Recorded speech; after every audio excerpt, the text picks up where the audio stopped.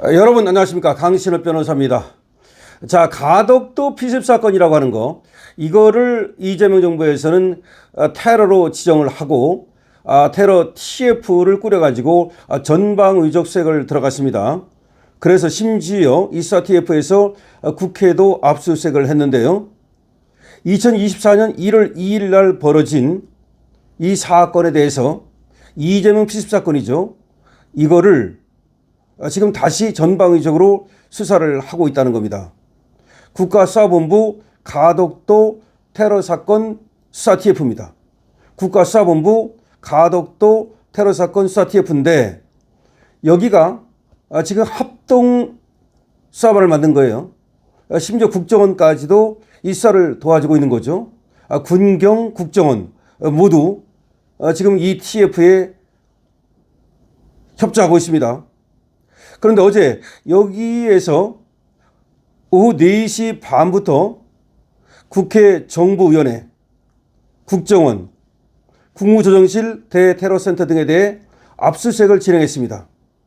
국회 정보위원회, 국정원, 국무조정실 대테러센터 등에 대한 압수수색을 진행한 겁니다. 경찰은 국회의장실에서 관련 자료 열람 여부를 협의 중인 것으로 알려지기도 했는데요.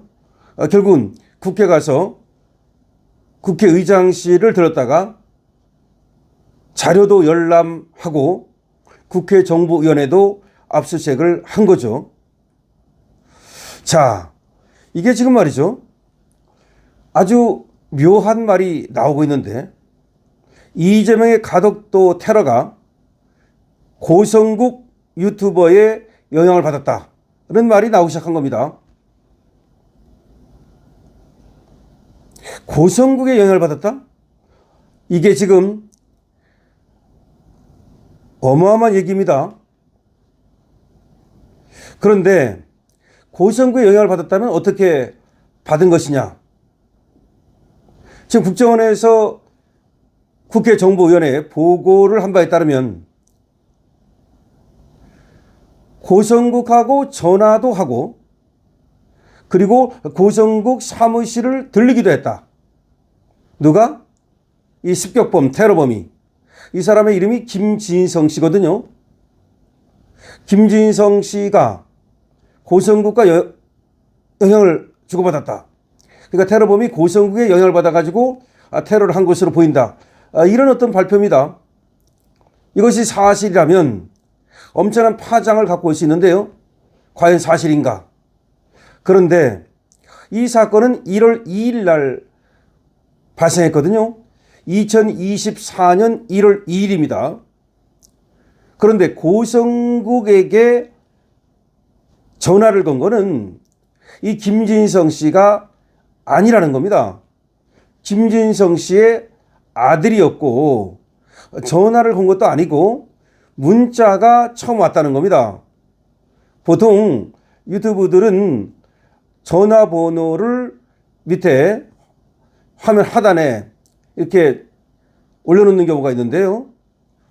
고성국 유튜버도 보면 그 화면 하단에 전화번호가 있습니다.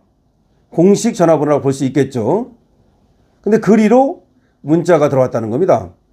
그것도 김진성 씨가 보낸 게 아니고 김진성 씨의 아들이 보냈다는 거죠. 그리고 그 문자가 들어온 거는 1월 7일이라는 겁니다. 사건이 벌어진 건 1월 2일인데 문자가 들어온 건 1월 7일이다 이 말이에요. 그리고 그것도 김진성 씨, 소위 습격범이 한 게 아니라 습격범의 아들이 문자를 보냈다는 거죠.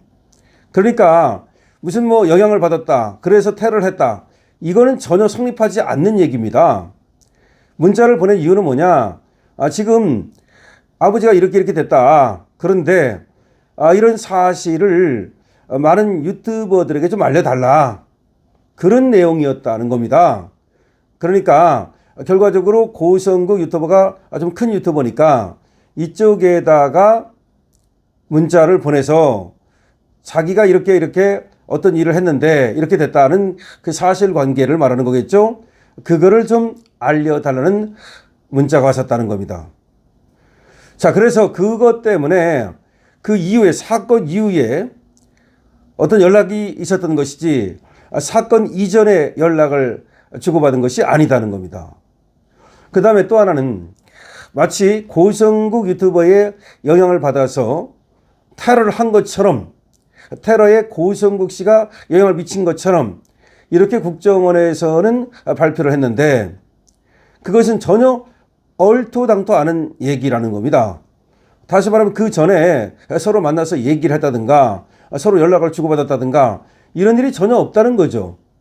근데 국정원에서 지금 발표하는 그 스탠스를 보면 이 김진성 씨의 습격범이 고성국 씨의 유튜버를 보고 그 유튜브에 영향을 받았다 이런 식으로 지금 몰아가는 것으로 보입니다.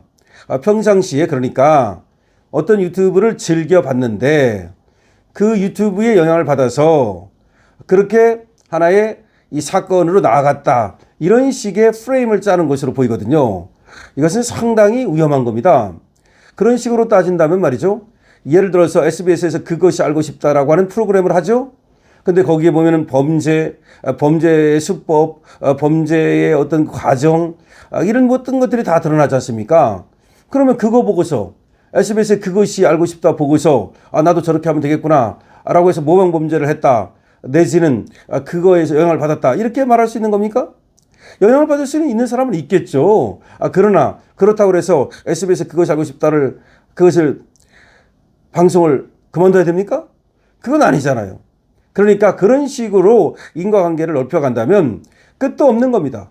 전부가 인과관계가 있는 겁니다. 예를 들어서 김진성 씨의 고등학교 선생까지, 중학교 선생까지, 초등학교 선생까지도 영향을 받았다라고 말할 수가 있는 겁니다. 말하자면요. 그래서 그거는 전혀 말이 안 되는 얘기인데 지금 여기서 TF에서 전면적인 조사를 한다 그러면서 아마 이 김진성 씨의 주위를 샅샅이 뒤지고 그하고 연락했던 사람, 만났던 사람 뭐 이런 사람들을 샅샅이 뒤져가지고 어떤 사람한테 어떤 영향을 받았는지 이걸 알아내는 과정에서 수사하는 과정에서 지금 고성국 유튜버를 하나의 타깃을 한 것은 아닌가라는 걱정이 되고요. 그 다음에 또 그런 발표를 했습니다. 그 국회에서 국회의원과 국정원 관계자가 질의 응답을 하는 과정에서 그 다음에 이제 그때 그 가덕도 피습 그것이 뭐 가짜니 또 무슨 얘기들이 있었죠. 과연 뭐 정말로 그렇게 다친 거냐, 왜 또 부산대병원에서 서울대병원으로 갔느냐, 여러 가지 얘기들이 나왔습니다. 그러는 과정에서 그것이 가짜 테러다, 테러라는 말이 아니라 피습이다, 뭐 이런 식의 이제 얘기가 있었는데 그렇게 조롱하고 이재명을 조롱했다는 얘기죠. 사건을 갖다가 가해자와 뭐 피해자를 갖다가 뭐 또 사실관계를 바꾸고 뭐 이런 사람들을 추적하고 있다라는 또 얘기를 어제 국정원에서 한 겁니다. 그래서 이것이 결국은 뭐냐, 어떤 그 유튜버 탄압을 위한 어떤 그 우파 유튜브를 죽이기 위한 하나의 그 과정, 그런 어떤 프레임 짜기, 그런 하나의 공작의 시작 아니냐라고 하는 우려가 나오고 있는 겁니다. 어쨌든 고성국 유튜버, 고성국 박사가 얘기하는 걸 보면 전혀 이 뭐 김진성 씨하고의 어떤 관계 이런 것들이 있었지 않고 나중에 사건이 나고 나서 그 문자로 그 관계를 얘기하고 그런 얘기를 좀 얘기해달라는 그런 내용의 아들의 문자가 들어왔다는 것으로 좀 얘기가 되고 있습니다. 그러니까 지금 일부 언론에서 보도하고 있는 마치 국정원 그 보도 발로 나오고 있는 마치 고성국 박사가 이 습격범에게 영향을 미친 것처럼 그렇게 나오는 얘기는 사실과는 많이 다른 얘기다라고 볼 수가 있겠습니다. 하여튼 좀 더 추이를 지켜보겠는데요. 이것이 멀쩡한 사람 잡기 뭐 이런 것이 되면 안 되겠죠. 강신TV입니다.